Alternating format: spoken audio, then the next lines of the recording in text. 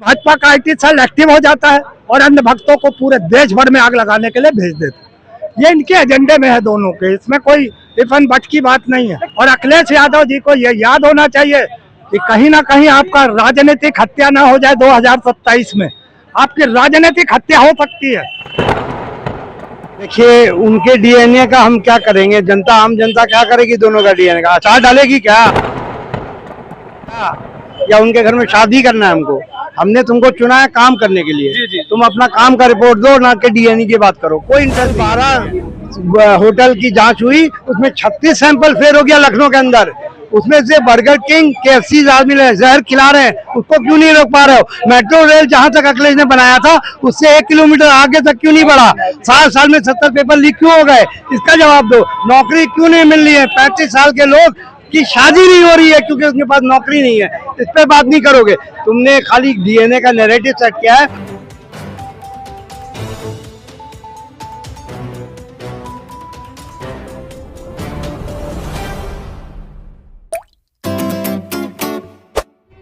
साथियों नमस्कार, मेरी मौजूदगी इस समय लखनऊ में है और जिस तरीके से जो सियासत है उत्तर प्रदेश की और उत्तर प्रदेश की जो बयानबाजी है, आज एक जो नई जंग छिड़ गई है। बाबर, हिंदुस्तान पाकिस्तान, हिंदू मुसलमान, अब इन सब मुद्दों से भटकते हुए DNA पे आके अटक गई है। लखनऊ की जनता है, चर्चा करते हैं कि ये DNA का जो बयान है या जो मौजूदा बयानबाजी चल रही है, क्या लगता है ये जनहित में कितना है और इसके पीछे नुकसान कितना है हमारी आम जनता का? सर बहुत बहुत स्वागत है। क्या कहेंगे जिस तरीके से जो बयानबाजियां हो रही हैं, इसमें जनता का कितना हित निहित देख रहे हैं आप? देखिए, बयानबाजी जो हो रही है वो राजनीतिक स्तर को एकदम गिरा रही है। गटर उससे साफ हो चुका है। जिस स्तर की राजनीति हो रही है हमारे प्रदेश में, उससे साफ हमारा गटर है। इसका श्रेय भारतीय जनता पार्टी को जाता है कि राजनीति को इतना गंदा कर दिया है। राजनीति तो जो गंदा हो रही है, लेकिन जो राजनीति है, राजनीति की परिभाषा को अगर हम देखते हैं और उसके बारे में बात करते हैं तो कहीं ना कहीं उसमें जनहित की बात होनी चाहिए राजनीति के लिए।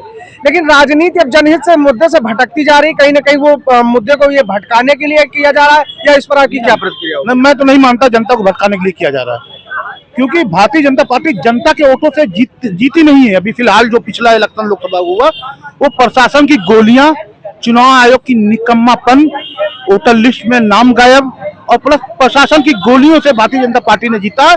लेकिन लोकसभा में जनता ने अपने सीने पे गोली खाकर इस भारतीय जनता पार्टी को सिखाने का काम किया है। ये संदेश दिए कि आने वाले विधानसभा में हम ना तो आपकी गोलियों से डरेंगे, ना तो आपकी लाठियों से डरेंगे, हम अपने मत अधिकार का प्रयोग जरूर करेंगे। मतलब आपके हिसाब से ये जो सरकार चल रही है मौजूदा, चाहे वो केंद्र में मान के चलिए केंद्र की सरकार हो या 8 साल यूपी की सरकार हो, ये हर मुद्दे पे, जनहित के मुद्दे पे फेल है। ये फेल हो चुकी है। ये सिर्फ प्रशासन को आगे कर जनता को डरा के जीतना चाहती है, लेकिन जनता 10 साल बहुत ज्यादा डर चुकी है। उनके दिल के अंदर से डर निकल चुका है, तभी ये हाल भारतीय जनता पार्टी का हुआ है जो लोकसभा में उत्तर प्रदेश में हुआ है। जी, आते हैं आपके पास। क्या कहेंगे सर, जिस तरीके से बयानबाजी है, क्या इसके पीछे से जो है इस बयानबाजी के पीछे जो जनहित के मुद्दे हैं या जो सरकार की जवाबदेही है, इसको छिपाने का काम किया जा रहा है? लोग चर्चा कर रहे हैं, क्या कहेंगे? देखिए, उनके DNA का हम क्या करेंगे, जनता आम जनता क्या करेगी दोनों का DNA का? अचार डालेगी क्या? या उनके घर में शादी करना है हमको? हमने तुमको चुना है काम करने के लिए। जी। तुम अपना काम का रिपोर्ट दो, ना कि DNA की बात करो। कोई इंटरेस्ट नहीं है हमको DNA को। हमें ये चाहिए कि 27 साल में आप 27,000 स्कूल बंद कर दिया आपने 5-7 साल में, तो उत्तर प्रदेश में, तो उसके रिपोर्ट दो आप हमको। आप ये बताओ कि 2 करोड़ का भी नकली दवा पकड़ा गया है आगरा में, जिसमें कैंसर का दवा है, हर मर्ज का दवा है। वो क्या हो रहा है, क्यों नहीं रोक पा रहे हो? कल 12 होटल की जांच हुई, उसमें 36 सैंपल फेल हो गया लखनऊ के अंदर। उसमें से बर्गर किंग, KFC आदमी जहर खिला रहे हैं, उसको क्यों नहीं रोक पा रहे हो? मेट्रो रेल जहां तक अखिलेश ने बनाया था उससे 1 किलोमीटर आगे तक क्यों नहीं बढ़ा? 7 साल में 70 पेपर लीक क्यों हो गए? इसका जवाब दो। नौकरी क्यों नहीं मिल रही है? 35 साल के लोग की शादी नहीं हो रही है क्योंकि उसके पास नौकरी नहीं है। इस पे बात नहीं करोगे। तुमने खाली DNA का नैरेटिव सेट किया है। और अखिलेश जी से कहना चाहता हूँ कि उन्होंने अपना पिच सेट किया क्योंकि उन्होंने काम तो किया नहीं है, और अखिलेश को चाहते हैं कि उस पिच में आके खेले। अखिलेश कतई उस पिच में ना जाए, अपना मुद्दा रखे, रोजगार का मुद्दा रखे। मेट्रो रेल आप क्यों नहीं 1 किलोमीटर बढ़ाएं? इतने साल से क्या घास छील रहे थे? क्यों दवा नकली रोक नहीं पा रहे हो? क्यों अपराध बढ़ रहा है? दलित पे अत्याचार क्यों हो रहा है? कर्ज जो है हमारा, जो अखिलेश के टाइम था, वो दुगना क्यों हो गया बताएं आप? और हमारी जो अर्थव्यवस्था की जीडीपी वो नीचे आ गई है, क्यों हो गई है ऐसी? शिक्षा पे बात नहीं है। वर्ल्ड इकोनॉमी का रिपोर्ट आया है, 5.5 ट्रिलियन की इकोनॉमी भारत की हो गई, चौथे नंबर की इकोनॉमी हो रही है, आप कह रहे हैं इकोनॉमी गिर रही है। हम उत्तर प्रदेश की बात कर रहे हैं और वहाँ की आपको बता दे रहे हैं 5.5 नहीं 6.5 ट्रिलियन की हो जाएगी। पर ये भी बताइए कि कितने लोगों की बढ़ नहीं है पैसा? खाली 10% लोग, 1% लोग 50% की संपत्ति पे काबिज है। गरीब और गरीब हो रहा है, अमीर और अमीर हो रहा है। सिर्फ पूंजीपति का पैसा बढ़ रहा है, उन्हीं अडानी अंबानी का पैसा बढ़ रहा है, गरीबों का पैसा नहीं बढ़ रहा है। आप बताइए, जब परचेसिंग पावर पैरिटी, इस पे हम कहाँ पर है? तीसरे नंबर पे। और 2013 में कब थे? तीसरे नंबर। कोई नहीं बढ़ा है। परचेसिंग पावर पैरिटी 2013 में भी हम तीसरे नंबर पे थे, आज भी हम तीसरे नंबर पे हैं। ये धोखा देते हैं। परचेसिंग पावर है ही नहीं लोगों की। लोगों 10,000 महीना कमाने वाले 90 करोड़ लोग हैं। 140 करोड़ में से 40 करोड़ जो हैं वो 15,000 कमा रहे हैं। बाकी सिर्फ 2 करोड़ लोग हैं जो ऐश कर रहे हैं। गरीब, ये अंग्रेज के टाइम में भी नहीं था। एक तरफ वो भी यही तो कह रहे हैं कि 80 करोड़ लोगों को तो हम राशन दे रहे हैं, तो इससे भी तो साफ हो जा रहा है कि 80 करोड़ गरीब है। 110 करोड़ को देना चाहिए। अभी जनगणना होगा तो देखिएगा 110 या 120 करोड़ लोग गरीब हैं, उसमें भी 40 करोड़ चोरी कर रहे हैं। वो फूड सिक्योरिटी एक्ट है मनमोहन सिंह की, उसके हिसाब से हमको दे रहे हैं। अगर ये ना दे तो कत्ल होने लगेगी, रोटी छीन के खाया जाएगा। ऐसी बेरोजगारी है। आपके पास एक सवाल भैया से ले लेते हैं, क्या कहेंगे जिस तरीके से जो सियासत का बयान है आज के उत्तर प्रदेश में, इसके पीछे जो जनहित के मुद्दे हैं या जो सरकार की जवाबदेही है वो कहीं ना कहीं छिप जा रही है, इस पर आपकी क्या प्रतिक्रिया हो? बिल्कुल छुपाने के लिए ही ये साजिश है। और मैं कह दूं, समाजवादी पार्टी हो या भाजपा हो, ये सिक्के के दो पहलू हैं। इनको शिक्षा, रोजगार, स्वास्थ्य, नौकरियां, महंगाई से मतलब नहीं है। एक आग लगाता है, दूसरा आग को और फैलाता है। सपा आग लगाती है, भाजपा का IT सेल एक्टिव हो जाता है और अन्य भक्तों को पूरे देश भर में आग लगाने के लिए भेज देता है। ये इनके एजेंडे में है दोनों के, इसमें कोई इफ एंड बट की बात नहीं है। कहीं ना कहीं पाठक जी ने खुद किया, उन्होंने बार बार DNA के लिए बयानबाजी की और उन्होंने जो है जवाब दे दिया। मैं कहता हूँ, जवाब से क्यों नहीं बचते हैं? राणा थांगा कौन लाया था? औरंगजेब कौन लाया था? आप अगर इतनी बड़ी हमदर्दी है समाजवादी पार्टी से, तो ये कोई इनका पहला का काम नहीं है कि पहला डायलॉग आया हमारे सामने। ये बददस्तूर अखिलेश यादव जी के हाथ से गलतियां होती हैं। और अखिलेश यादव जी को ये याद होना चाहिए कि कहीं ना कहीं आपका राजनीतिक हत्या ना हो जाए 2027 में। आपकी राजनीतिक हत्या हो सकती है, राजनीतिक कैरियर खत्म हो सकता है, आप सत्ता से बाहर हो सकते हैं अगर आपका यही आचरण रहा तो। आप इन शब्द भी हैं, सत्ता से बाहर है तो फिर 27 के ख्वाब देखने के लिए ये जलील हरकत करेंगे, इससे आ जाएंगे। ये तो आप भाजपा का एजेंडा चला रहे हो, उनको कहीं ना कहीं मजबूत कर रहे हो। अपने लिए क्या मजबूती कर रहे हो आप ये बताओ। तो अच्छा, 27 तो अभी दूर की बात है, 2025 और 26 में भी कई राज्यों में चुनाव है। पहले हमें वहां देखना है। और हर राज्य में भाजपा को ये जो सांप्रदायिक ताकतें हैं भाजपा की, इन्हें नस्तो नाबूद करना पड़ेगा।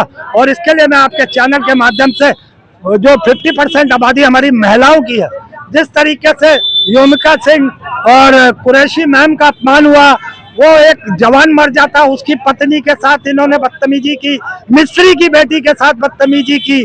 तो मैं महिला समाज से कहना चाहता हूँ कि आप अपने सम्मान को अगर वापस चाहती हैं तो आपका पति कुछ भी चाहे, आपका भाई कुछ भी चाहे, आपका बेटा कोई भी कुछ भी चाहे, मगर अगर 50% वोट एक तरफा महिला ने दे दिया इन सांप्रदायिक ताकतों के खिलाफ, जिसका नाम है नरेंद्र मोदी की भाजपा भारतीय जनता पार्टी, तो उसी दिन से अगर महिलाओं को न सम्मान मिले तो मूछें मुड़वा दूंगा। और जब तक ये लोग हैं सत्ता में, इसी तरीके से महिलाएं जलील होती रहेंगी, अपमानित होती रहेंगी। एक चीज और हम कहेंगे कि अगर देखा जाए तो 2012 के पहले हमारे उत्तर प्रदेश में महिला मायावती जी की सरकार रही और तमाम लोग बहुत तारीफ करते हैं कि उनके समय में लॉ एंड ऑर्डर और तमाम जो व्यवस्थाएं थी वो व्यवस्थित थी। लेकिन ऐसा अचानक में उनकी जो जनाधार है, उनका वोट बैंक है, एक तरफ से खिसक गया। आप वो बार बार नेशनल कोऑर्डिनेटर ही बदलती फिर रही हैं। आकाश आनंद को बनाया हटाया, क्या कहेंगे इस पे? देखिए, माया जी का तो इस वक्त मैं जरूर कहूंगा, उनका ये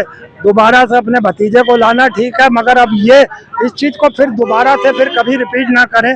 उनका पद भी बड़ा किया है, मुझे लगता है कि अब उन्हें जमीन पे आना चाहिए। 27 बहुत दूर की बात नहीं है, और मैं चाहता हूं कि वो इंडिया गठबंधन का हिस्सा बने और जमीन पर आए, अपने कैडर्स को मजबूत करें, अपने वोटर्स को मजबूत करें, जो कहीं ना कहीं बिखर के दूसरी पार्टियों में चला गया है। मैं मायावती जी की तारीफ सिर्फ इसलिए करता हूं कि उनके जो शासनकाल को मैंने देखा था, तो जो लॉ एंड ऑर्डर था, जो सुशासन था उनका, उससे मैं बड़ा प्रभावित हूं और आज तक प्रभावित हूं। मुझे लगता है कि आज के दौर में जब सांप्रदायिक ताकतें, ये जो भाजपाई सांप्रदायिक पार्टी जो बैठ चुकी है, अगर इसको नस्तो नाबूद नहीं किया गया तो माया जी इंडिया गठबंधन का हाथ साथ दें या ना दें, वो अकेले से भी लड़े तो कम से कम देश हित में लड़े। ये नहीं कि आ जाई फिर हट गई, या भतीजे को हटा दिया, या खुद कहीं गुम हो गई। मोदी से डरने की जरूरत नहीं है। वो 240 रुपए वाला एक प्रधानमंत्री है, ना कि 272 रुपए वाला। उसकी औकात अब 240 की है। वो सिर्फ छटपटा रहा है अपनी। अच्छा, ये 240 और 272 वाला क्या फार्मूला है? 240 सीटें मिली है। अब की बार 400 पार बदल देंगे बाबा साहब का संविधान। देश की जनता ने पटक दिया 240 में। यही कहा था ना, अब की बार 400 पार बदल देंगे बाबा साहब का संविधान। जनता ने जवाब दे दिया। और इसके दोषी दो और लोग भी हैं। जो पहलगाम में हुआ वो ना होता, क्योंकि अगर इनकी सत्ता ना आई होती तो 2023 में तरीफ पार अमित शाह ने पहलगाम से सेना ना हटाई होती, और सेना ना हटाई होती तो ये हादसा नहीं होता। ये हादसा नहीं होता तो हम पाकिस्तान में सर्जिकल स्ट्राइक नहीं करते और हमको डेलीगेशन बाहर नहीं भेजना पड़ता। तो मैं तो अब सवाल करूंगा ओवैसी साहब से, आइए मुद्दा नया आ गया बहुत। तो ओवैसी साहब ने तो मुखर होके और काफी बेबाकी से पाकिस्तान के खिलाफ बोला, अब उसमें क्या दिक्कत है? बिल्कुल सही कहा, जो देश के अंदर रह के बोला। तो अब क्या डेलीगेशन में जाओगे तो क्या नरेंद्र की भड़वाई करोगे? नरेंद्र मोदी की भड़वाई करोगे? उसकी पार्टी के गुणगान गाओगे? भाई, जो आदमी तुमको नहीं बुलाता, मीडिया को नहीं बुलाता, जनता को नहीं बुलाता, सर्वदलीय बैठक नहीं करता, उसकी दलाली में जाके उसके गुणगान गाओगे और पाकिस्तान की वहां बुराई करोगे? और जिस दिन देश में जाओगे, अगर उसने कह दिया कि ये तो गलती तुम्हारे तरी पार की है, जितने वहां से सेना हटा ली थी तभी 28 नागरिक मारे गए हैं, तो क्या जवाब होगा? मुंह सन्न से रह जाएगा। और ओवैसी साहब, ये भूल गए 4 दिन पहले की बात है जब आपकी बहन को आतंकियों की बहन बताया था। और आप जब जाओगे आप डेलीगेशन लेके वहां पर, तो आपको भी कहेंगे अंधभक्त, देखा मैंने आतंकियों के भाई को भेज दिया पाकिस्तान की बुराई करने के लिए। ये होगा अंधभक्तों का। ऐसा भी हो सकता है। जैसे ही वो विदेश पहुंचेंगे, ये लानत मलानत होगी ओवैसी की। लौट कर लो ओवैसी तुम। और तुम दलाली करने जा रहे हो नरेंद्र मोदी की। जय हिंद, वंदे मातरम। चलिए ठीक है, मैं लखनऊ की जनता के बीच में था और तमाम मुद्दों पर जो सियासी मुद्दे हैं उस पर चर्चा हुई। उन्होंने अपनी प्रतिक्रिया काफी बेबाकी से रखी। फिलहाल इस पर आपकी क्या प्रतिक्रिया है कमेंट बॉक्स में जरूर बताइएगा। मिलते हैं किसी अन्य वीडियो में, तब तक के लिए हमें दे इजाजत। नमस्कार।